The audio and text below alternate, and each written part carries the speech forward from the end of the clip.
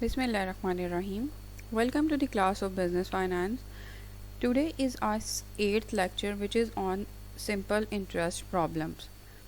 In previous lecture we have explained what is interest, what is simple interest, what is compound interest, and what is the difference between the two, and what are the importance of simple interest and compound interest. In today's lecture we are going through some problems of simple interest, how to calculate simple interest in different scenarios. थोड़ा सा recap कर लेते हैं simple interest को कि simple interest क्या होता है. सिंपल इंटरेस्ट वो अमाउंट ऑफ या आप कह लो कि वो कॉस्ट है जो कि आपको अदा करनी पड़ती है जब भी आप किसी से कोई मनी बोरो करेंगे, या ये आप कह सकते हो ये आपके पास वो रेट ऑफ रिटर्न होगा जब आप अपनी कोई भी अमाउंट ऑफ मनी कहीं पर भी इन्वेस्ट करोगे. इसमें 3 चीज़ें इसमें यूज़ होती हैं. One is the principal amount. वो प्रिंसिपल अमाउंट क्या है? वो ओरिजिनल अमाउंट है जो कि आप इन्वेस्ट कर रहे हैं या फिर आप बोरो कर रहे हैं. Second cheese number of years, यानी कि कितने टाइम पीरियड के लिए आप उसको बोरो कर रहे हैं और कितने इंटरेस्ट के ऊपर आप बोरो कर रहे हैं, इंटरेस्ट रेट आपका क्या है. इन 3 चीज़ों की मदद से हम उस अमाउंट के ऊपर जो है हमें कितना इंटरेस्ट मिलेगा या हमें कितना इंटरेस्ट हम अदा करेंगे वो हम कैलकुलेट कर सकते हैं. अब let's come to the first example और फर्स्ट सिनेरियो. क्वेश्चन है a sum of money doubles itself in 10 years at simple interest. What is the rate of interest.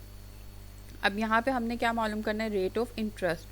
हमें क्या बताया गया? उसने कहा सवाल में, उसने कहा कि कोई भी अमाउंट ऑफ मनी है. फॉर एग्जांपल हम सपोज कर लेते हैं वो अमाउंट ऑफ मनी क्या है? एक्स है. वो डबल हो जाती है कितने अरसे में? 10 years में. और इंटरेस्ट उसके ऊपर कितना हो रहा है? Simple interest. वो कहते हैं कि आपने क्या कैलकुलेट करना है? रेट ऑफ इंटरेस्ट आप इसके ऊपर कैलकुलेट करें. अब यहाँ पे हमें क्या क्या दिया हुआ है? हमें उसने अमाउंट एक्चुअल नहीं दी हुई, तो हम सपोज कर लेते हैं कि जो हमारे पास प्रिंसिपल अमाउंट थी वो एक्स थी. ठीक है. टाइम पीरियड हमारे पास कितना है? 10 years. 10 years ले लिया हमने. और 10 साल के बाद ये जो अमाउंट, जो प्रिंसिपल अमाउंट थी वो कितनी हमारे पास हो जाएगी? 2x हो जाएगी. अब हमें क्या मालूम करना है? Rate of interest which is I. अब हमें यहाँ पे पता है कि जो अमाउंट होती है, यानी कि जो टोटल अमाउंट होती है, उसकी अगर हम पोर्शंस बनाएं तो वो किस पे होती है? वो किस पे अमाउंट किससे मिलकर बनती है? Principal amount plus the simple interest. अब यहाँ पे हमें सिंपल इंटरेस्ट भी नहीं पता क्योंकि हमें अमाउंट ही नहीं पता और ना ही उसने यहाँ पे सिंपल अमाउंट की वैल्यू हमें दी हुई है.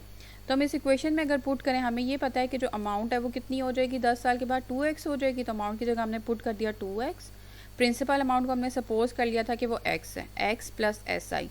यहाँ से अगर हम इसको सॉल्व करें इस इक्वेशन को तो हमारे पास सिंपल इंटरेस्ट की वैल्यू आ जाती है x. ठीक हो गया.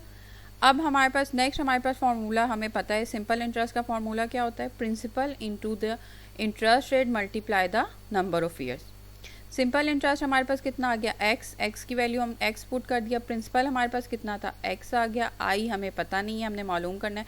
और n हमारे पास कितना था? 10 years. यहाँ पर हमने 10 कर दिया. वैल्यूज़ हमने लगाई. जब हम यहाँ से कैलकुलेट करेंगे x यहाँ पे मल्टीप्लाई हो रहा है, इक्वेशन की दूसरी तरफ जाएगा तो क्या हो जाएगा? डिवाइड हो जाएगा. ठीक हो गया. तो हमारे पास हमारे पास इंटरेस्ट रेट क्या आ जाएगा? 1/10. और अगर हम इसको करें तो ये 0.10, या फिर इंटरेस्ट रेट हमें पता है कि हमेशा हम इसको परसेंटेज में लेते हैं तो हम ये कहेंगे कि ये 10% इंटरेस्ट है. Is it clear? Next question की तरफ आ जाते हैं. नेक्स्ट क्वेश्चन में है हमारे पास अ sum of amount to rupees 5200 in 6 years at 5% rate of simple interest per annum. Find the sum.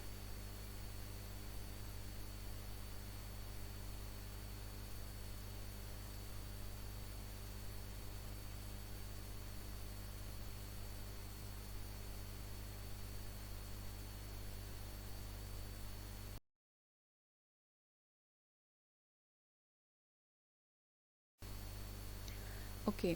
Next question हमारे पास है a sum amount to rupees 5200 in 6 years at 5% rate of simple interest per annum. Find the sum. अब ये सवाल कहता है कि हमारे पास एक कोई सम की अमाउंट थी जो कि 6 सालों में कितनी बन जाती है? 5200. किस रेट के ऊपर? 5%। और रेट क्या है? सिंपल इंटरेस्ट है और पर ईयर है, annum means year. Find the sum, यानी कि जो ओरिजिनल अमाउंट है वो हमने फाइंड आउट करनी है। तो हमारे पास टोटल अमाउंट दी हुई है जो हमें 6 साल के बाद मिलेगी, which is 5200। Number of years दिए हुए हैं which is 6 year. Interest rate दिया हुआ है विच इज़ 5%, और उसको आप परसेंट से कन्वर्ट करें तो हमारे पास कितना बन जाता है? 0.05। प्रिंसिपल अमाउंट हमने कैलकुलेट करनी है। अब हमें ये पता है कि अमाउंट जो है वो किससे मिलकर बनती है? प्रिंसिपल अमाउंट से प्लस सिंपल इंटरेस्ट से। तो हमारे पास जो सिंपल इंटरेस्ट का फार्मूला है वो हमारे पास क्या है? Simple interest is equal to principal into I into N. अब यहाँ पर हमें ना प्रिंसिपल पता है ना ही सिंपल इंटरेस्ट पता है। अब क्या करते हैं कि हम यहाँ पर हमें अमाउंट पता है कि अमाउंट कितनी थी? 5200। इस इक्वेशन में हमने वैल्यूज़ पुट की, अमाउंट 5200, सिंपल इंटरेस्ट हमें नहीं पता, प्रिंसिपल हमें नहीं पता। इसको अगर हम सिंप्लीफाई करें तो simple interest would be equal to 5200 minus P. इसको हमने कह दिया इक्वेशन 1। सेकेंड इक्वेशन जो हमें पता है कि सिंपल इंटरेस्ट किसके इक्वल होता है? Principal multiply by interest rate multiply by the number of years. Principal हमें नहीं पता, आई हमें पता है विच इज़ 5%, पुट कर दिया। एन हमें पता है 6 ईयर्स, हमने इक्वेशन में पुट कर दिया। तो इक्वेशन हमारे पास सिंप्लीफाई होकर आ गई, simple interest equal to 0.3p, और इसको हमने कह दिया इक्वेशन 2। अब इक्वेशन 1 कहती है कि simple interest equal to 5200 minus principal. Equation 2 कहती है simple interest equal to 0.3p। तो ये दोनों, अगर सिंपल इंटरेस्ट इसके भी इक्वल है और इसके भी इक्वल है तो ये दोनों इक्वेशन एक दूसरे के इक्वल हो जाएंगी। यहाँ पर हमने इनको यहाँ पर पुट किया, इसको जब हमने सिंप्लीफाई किया तो हमारे पास क्या आंसर आ गया? p यहाँ पे माइनस हो रहा था, दूसरी तरफ चला जाएगा तो प्लस हो जाएगा। प्लस होकर ये क्या 1.3 बन गया। 1.3 यहाँ पे मल्टीप्लाई हो रहा था, इक्वेशन की दूसरी तरफ जाएगा तो डिवाइड हो जाएगा, और हमारे पास आंसर आ जाएगा p is equal to 4000। It means कि 4000 इज़ द सम और प्रिंसिपल अमाउंट। उसको अगर हम 6 ईयर्स के लिए इन्वेस्ट करते हैं 5% रेट के ऊपर तो हमारे पास टोटल अमाउंट कितनी आ जाएगी? 5200। और इंटरेस्ट हमारे पास कितना आ जाएगा? 5200 में से जब हम 4000 को माइनस करेंगे इस इक्वेशन में अगर हम पुट करें तो हमारे पास सिंपल इंटरेस्ट आ जाएगा, और वो कितना हो जाएगा? 1200। Any confusion? You can ask me in the class. अब हम नेक्स्ट क्वेश्चन देखते हैं। नेक्स्ट क्वेश्चन की स्टेटमेंट थोड़ी सी कॉम्प्लिकेटेड है लेकिन इट्स वेरी इजी। आपने इसको देख के घबराना नहीं है, जब हम इसको पढ़ेंगे और इसकी डिवीजन करेंगे तो it would be very easy. Next question कहता है the rate of interest for the first 2 years is 3%, for the next 3 years is 8%, and for the period beyond 5 years it's 10% per annum. Per annum means per year. If a man gets rupees 1520 as a simple interest for 6 years, how much money did he invested? अब वो कहते हैं कि interest rate की पहले उसने एक story सुनाई। उसने कहा कि जो इंटरेस्ट रेट है अगर इसको हम टाइम लाइन पे ड्रॉ करें तो टोटल ईयर्स हमारे पास कितने हैं? 10 ईयर्स हैं, ठीक। और 10 ईयर से बियॉन्ड वो बात करते हैं। वो कहते हैं कि पहले 2 सालों में यानी कि 0 से लेकर 2 तक इंटरेस्ट रेट कितना रहेगा? 3%।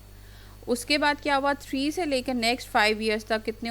नेक्स्ट 3 ईयर्स तक 8% हो जाएगा, यानी कि 3, 4, 5 ईयर में 8% हो जाएगा। और उसके बाद जितने भी साल हैं यानी कि उसके बाद अगले 5 साल तक इंटरेस्ट रेट रहता है 10%। यहाँ तक तो होगी इंटरेस्ट रेट की स्टोरी।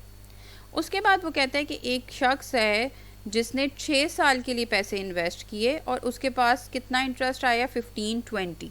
अब आप ये बताएं कि उसने कितनी मनी इन्वेस्ट की थी। अब अगर हम इसका फार्मूला याद करें तो सिंपल इंटरेस्ट का फार्मूला है हमारे पास P into I into N. ऐसे ही है ना? बिल्कुल ऐसे ही है। लेकिन यहाँ पर क्योंकि कॉम्प्लेक्स स्टोरी कैसे बन जाती है, क्योंकि इंटरेस्ट रेट वेरी हो रहा है। हमारे पास जो नेक्स्ट फार्मूला है यानी कि S I into P into I into N, इसमें क्योंकि इंटरेस्ट रेट वेरी हो रहा है तो एक तो पहली कंडीशन ये कि आप पहले आप क्या करें, टोटल इसने 6 ईयर की बात की थी यानी कि हम सिर्फ यहाँ तक की बात करें। पहले हम 2 ईयर्स का कैलकुलेट करें, फिर हम 3, 4, 5 ईयर्स का कैलकुलेट करें, फिर हम 6 ईयर का कैलकुलेट करें और फिर हम उसको सम कर दें। तो उसको हम थोड़ा सा सिंप्लीफाई करते हैं। हमारे पास हमें पता है सिंपल इंटरेस्ट की अमाउंट उसने बता दी 1520, नंबर ऑफ़ ईयर्स बता दिए 6 बता दिए, प्रिंसिपल अमाउंट उसने हमें नहीं बताई। अगर हम पहले सिर्फ n मल्टीप्लाई आई कर लें यानी कि इंटरेस्ट रेट इंटू ईयर कर लें तो थोड़ा सा हमारे पास सिंप्लीफाई हो जाएगा। ईयर 1 और 2 के लिए हम देखें तो हमारे पास इंटरेस्ट रेट कितना था, टाइम लाइन पर देखें तो 3% आ गया, और ये 2 ईयर्स हैं, तो 3% को अगर हम 2 से मल्टीप्लाई कर दें तो हमारे पास फर्स्ट 2 ईयर का इंटरेस्ट रेट आ जाएगा विच इज़ 6%। नेक्स्ट हमारे पास 3 ईयर्स हैं, 3, 4, 5, उनके लिए इंटरेस्ट रेट सेम है 8%, लेकिन अगर 8% इज़ फॉर 1 ईयर, हमने 3 सालों का निकालना है तो हम 3 के साथ मल्टीप्लाई करेंगे तो हमारे पास कितना आ गया 24%। ईयर 6 के लिए उसने कहा 10%, और ईयर 6 में 1 ईयर, हमने ईयर 6 तक ही कैलकुलेट करना है, हमारा उससे आगे से हमारा कोई भी लेना देना नहीं है। तो इस टोटल अब अगर आप इंटरेस्ट को प्लस कर लें इन 6 सालों के को, तो 6% प्लस 24% प्लस 10% हमारे पास कितना आ गया 40%। यानी कि टोटल 6 सालों के ऊपर जो भी अमाउंट थी, और लेट्स सपोज वो अमाउंट x है, उसके ऊपर उसने 40% इंटरेस्ट लिया, तो वो 40% इंटरेस्ट हमारे पास कितना हो गया 1520। अब हमारे पास इक्वेशन में हम पुट करते हैं SI is equal to P into I into N. S simple interest हमें पता था 1520, P हमें नहीं पता, I इंटू एन हमने ये पिछली स्लाइड के ऊपर हमने कैलकुलेट किया विच इज़ 40%।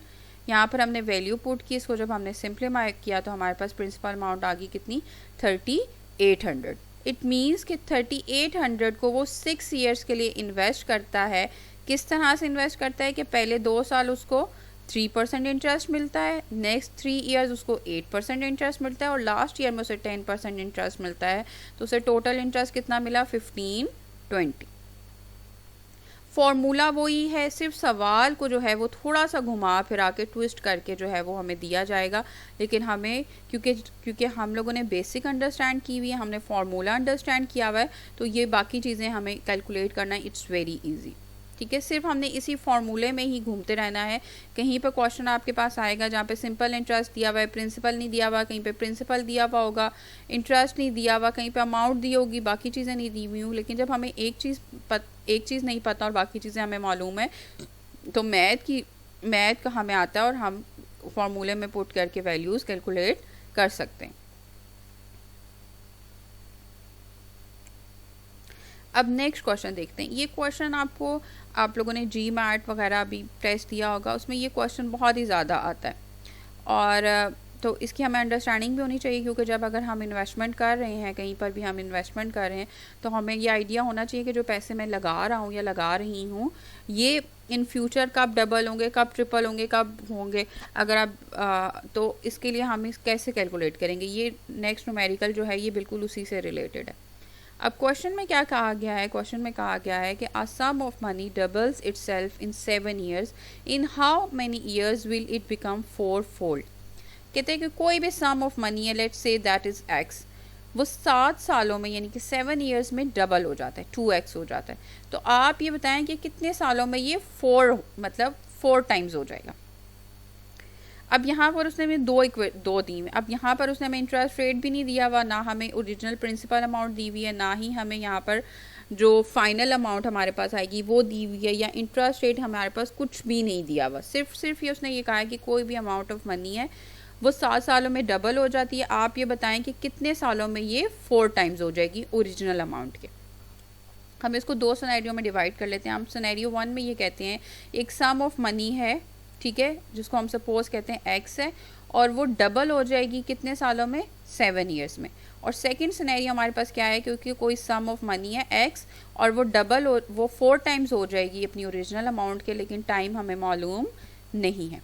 अब केस 1 में अगर हम वैल्यूज़ पुट करें तो हमें पता है कि सिंपल इंटरेस्ट हम किससे कैलकुलेट कर सकते हैं, अमाउंट माइनस पी, यानी कि उसी फार्मूले को हमने रद्दोबदल कर दिया। यानी कि हमें ये पता है कि अमाउंट किससे मिलके बनती है, प्रिंसिपल प्लस सिंपल इंटरेस्ट से। तो अगर हमने सिंपल इंटरेस्ट निकालना है तो हमारे पास अमाउंट माइनस पी हो जाएगी। अमाउंट हमारे पास सिनेरियो 1 में कितनी थी, हमने कहा ये x है, और हमारे पास जो अमाउंट है वो कितनी है 2x हो जाएगी at the end of 7 year, और ओरिजिनल अमाउंट हमारे पास कितनी थी x। तो इसको कैलकुलेट करें तो 2x माइनस x, तो सिंपल इंटरेस्ट हमारे पास कितना आ जाता है x। सिंपल इंटरेस्ट का फॉर्मूला हमें पता है P into I into N. Principal amount हमारे पास x थी, सिंपल इंटरेस्ट हमारे पास x था, i हमें नहीं पता, n हमें पता है कितना है 7 ईयर्स। तो यहाँ से हमारे पास i आ जाता है विच इज़ इक्वल टू 1/7। अब आई तो हमें पता ही नहीं है और आई हमने मालूम भी नहीं करना, हमने क्या करना है, केस 2 में ये मालूम करना है कि ये जो अमाउंट थी एक्स प्रिंसिपल अमाउंट थी, ये कितने टाइम में 4 टाइम्स हो जाएगी। अब यहीं से अब इस फॉर्मूले से सिंपल इंटरेस्ट से हम अमाउंट माइनस पी की, अमाउंट हमारे पास सेकंड सिनेरियो में कितनी थी 4 टाइम्स 4x, ओरिजिनल अमाउंट हमारे पास कितनी थी x, 4x माइनस एक्स किया तो हमारे पास आ गया 3x। फॉर्मूला हमारे पास सिंपल इंटरेस्ट का क्या है, p into I into N. Simple interest हमारे पास इस केस में कितना आ गया 3x, सॉरी यहाँ पे ओके अब यहाँ पर हमने सिंपल इंटरेस्ट हमारे पास कितना आ गया 3x आ गया equal to x into I into N. यहाँ से हमने कैलकुलेट किया तो हमारे पास n कितना आ गया 3/i हो गया। अब हमें यहाँ पे i की वैल्यू नहीं पता, तो i की वैल्यू हमारे पास यहाँ इक्वेशन 1 में आई थी, i इज इक्वल टू 1/7। यहाँ से हम i की वैल्यू इक्वेशन 2 में पुट करते हैं तो हमारे पास n की वैल्यू आ जाएगी which is 21 years. It means कि अगर कोई भी अमाउंट ऑफ मनी है जो 7 सालों में डबल हो जाती है तो वो 21 ईयर्स में कितनी हो जाएगी, अपनी ओरिजिनल अमाउंट के 4 टाइम्स हो जाएगी।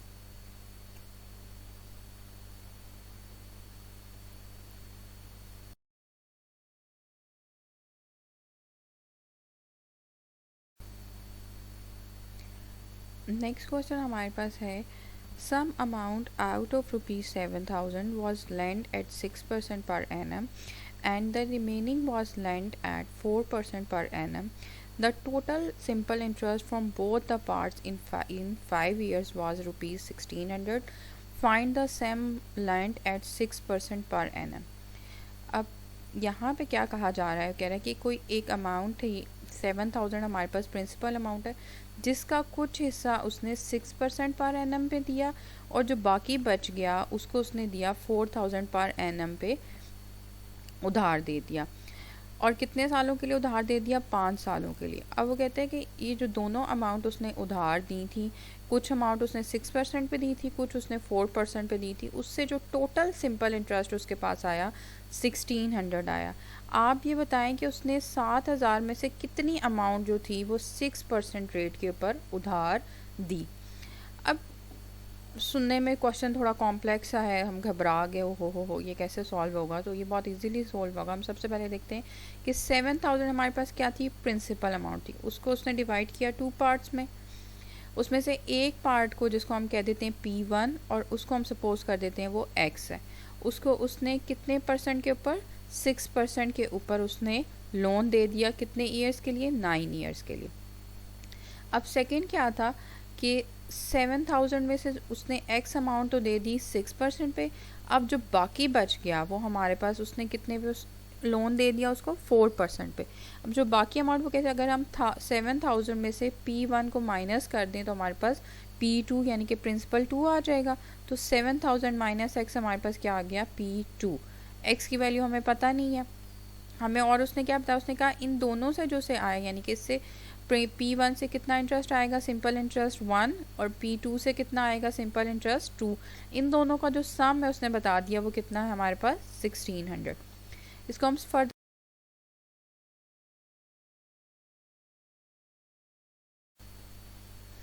ओके सो हमारे पास सिंपल इंटरेस्ट फर्स्ट पार्ट के लिए हमारे पास क्या है, P1 into I into N.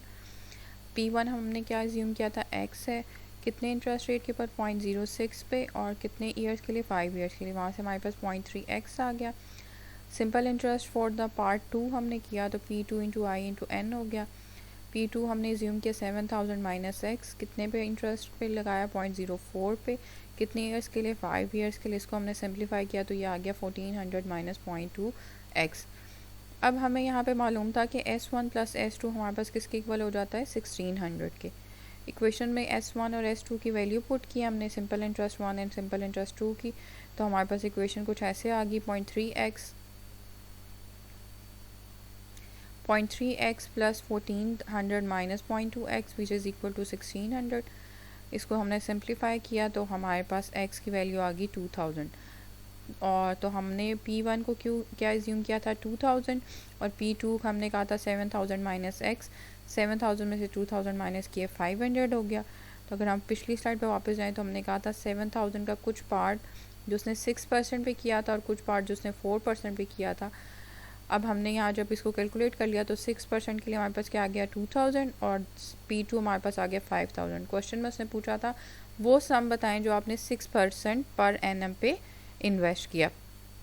तो हमारे पास 6% के लिए हमारे पास P1 की क्या वैल्यू आ गई 2000। So 2000 is the answer to this question. Questions हमारे पास थोड़ी सी जो स्टेटमेंट्स है वो हमेशा कॉम्प्लेक्स होंगी ताकि जो स्टूडेंट है जब वो सॉल्व करने लगे तो वो थोड़ा सा परेशान हो जाए। लेकिन आपने क्या करना है कि क्वेश्चन को अंडरस्टैंड करना है और उसके आपने पार्ट्स बना लेने। उन पार्ट्स के अकॉर्डिंगली पहले आपने अपना डाटा लिखना है, ठीक है। फिर उस डाटा के अकॉर्डिंगली आपने पहले देखना है सिंपल इंटरेस्ट की बात हो रही है या कंपाउंड इंटरेस्ट की बात हो रही है। फिर उसके अकॉर्डिंगली हम सिंपल इंटरेस्ट के लिए सिंपल इंटरेस्ट के फार्मूला यूज़ करेंगे, कंपाउंड इंटरेस्ट के लिए कंपाउंड इंटरेस्ट का फार्मूला यूज़ करेंगे, वैल्यूज़ पुट करेंगे, इक्वेशंस इंटरचेंज होंगी और हमारे पास क्वेश्चन आ जाएगा। ठीक हो गया। क्योंकि देखें जो न्यूमेरिकल्स आते हैं एग्ज़ाम्स में या वैसे भी रूटीन लाइफ में भी, अगर आपको कहीं पे इन्वेस्टमेंट कैलकुलेट करनी है, कहीं पे बोरोइंग रेट अगर आपको कैलकुलेट करना है, कुछ भी कैलकुलेशन करनी है, तो इक्वेशन इतनी सिंपल कभी भी नहीं होगी कि आपको ये दिया हो कि ये जी ये ईयर्स हैं, ये आई है, ये इंटरेस्ट रेट है और ये अमाउंट आप इसको कैलकुलेट कर लें। हमेशा जो करंट सिनेरियो में, जो रियल लाइफ में भी जब आप बिजनेसेस करेंगे या वैसे रूटीन लाइफ में भी जो सिचुएशंस होती हैं वो थोड़ी सी कॉम्प्लेक्स होती हैं, तो उसको आपने कॉमन सेंस के यूज़ करते हुए उसको अंडरस्टैंड करना है और फिर आपने ये सिंपल यही वाली जो इक्वेशंस हमने डिस्कस की हैं उनमें आपने पुट करना और आप लगाएंगे तो आपके पास आंसर आ जाएगा। यहाँ तक किसी का कोई सवाल, कोई क्वेश्चन या क्यूरीज हो तो you are more than welcome. और let's end the session and thank you for listening.